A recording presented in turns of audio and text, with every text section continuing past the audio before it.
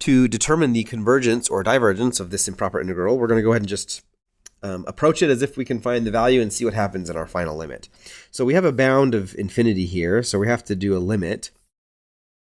So we'll do a limit of the integral from 2, not to infinity, but to some other value. We'll call it t. And we'll take the limit as t goes to infinity of x e to the negative 2x dx. All right, now to do this integral, I don't want to write the limit over and over again, so I'm just going to go ahead and do my antiderivative over here separately, x e to the negative 2x. And then once I have that antiderivative, I'll jump back over here. Now to do this, I have here a polynomial x multiplied by an exponential. And so I'm going to do an integration by parts. So we'll let u equal x and dv equal e to the negative 2x dx. The reason we pick u to be x, we kind of have a list of priorities for u. The first thing is if you have a logarithmic function or an inverse trigonometric function, that should be your u. If you don't have one of those, then a polynomial is your next choice. And so we don't have a logarithm or an inverse trigonometric function here, but we do have the polynomial, so we'll use that polynomial as our u. And so this gives us du equals just dx, and v, the antiderivative of e to the negative 2x, is a negative 1/2 e to the negative 2x. Okay? If you're not quite clear on how to get that, that's done with a very simple substitution where if you were to substitute negative 2x for like a u, then you'd have du equals a negative 2. And you need to cancel that negative 2 out, so you get the negative 1/2. Okay, so this is equal to, the integration by parts formula is that the integral of u dv is uv, so negative 1/2 x e to the negative 2x, okay, that's u times v, minus the integral of v du. So that's a minus an integral with a negative, so I'm just going to go ahead and just bring that out. Integral of e to the negative 2x dx. Okay, and now I can do that antiderivative. Oops. The antiderivative, again, of e to the negative 2x was the negative 1/2 e to the negative 2x. Okay. All right, so let's just go ahead and multiply those 1/2s. So we have negative 1/2 x e to the negative 2x minus 1/4 e to the negative 2x.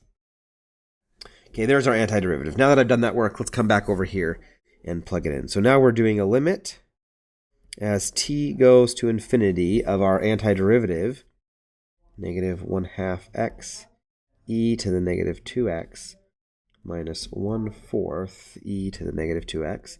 Because I have bounds, I don't need the plus c. We're evaluating this from 2 to t.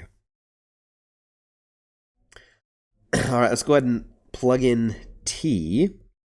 We're not doing the limit yet, just plugging in the bounds. So plug in t, we get a negative 1/2 t e to the negative 2t minus 1/4 e to the negative 2t. And then minus, plug in 2. Plug in 2, we get negative 1/2 times 2 is just a negative 1, e to the negative 4. And then minus 1/4 e to the negative. All right, we need to do the limit here as t goes to infinity. I'm going to do a little bit of algebra here. I'm just going to factor out the e to the negative 2t that these two terms have. So we have e to the negative 2t, and then we have times negative 1/2 t minus 1/4. Okay, and then minus, this is negative e to the negative 4 minus 1/4 is negative 5/4 e to the negative 4, but it's minus a negative, so it's plus e to the, sorry, not e, it's 5/4 e to the negative 4. All right, now as t goes to infinity, it is important to know that this is going to be e to the negative infinity, and e to the negative infinity goes to 0. That thing goes to 0. Now, this expression here that goes to negative infinity. So we've got this issue of 0 times negative infinity. However, hopefully we know that exponentials, their growth rates far outweigh the growth of a linear function, any polynomial. And so this 0, that goes to 0 so much faster than this goes to infinity that this whole thing is going to go to 0. Now, if you're not clear on that, I'm going to go ahead and show you the work that you would do. Let's go ahead and say this is e to a negative power. That's 1 over. So this is a fraction. We have negative 1/2 t minus 1/4 over e to the 2t. Okay, and then we could do L'Hopital's rule to do this limit. And the numerator, because this is a negative infinity over infinity now. And so if you take the derivatives, the numerator is negative 1/2. The denominator is a 2 e to the 2t. So you get a finite over infinite. So that whole thing we see goes to 0. Okay, and so our final answer here is just that number there, the 5/4 e to the negative 4.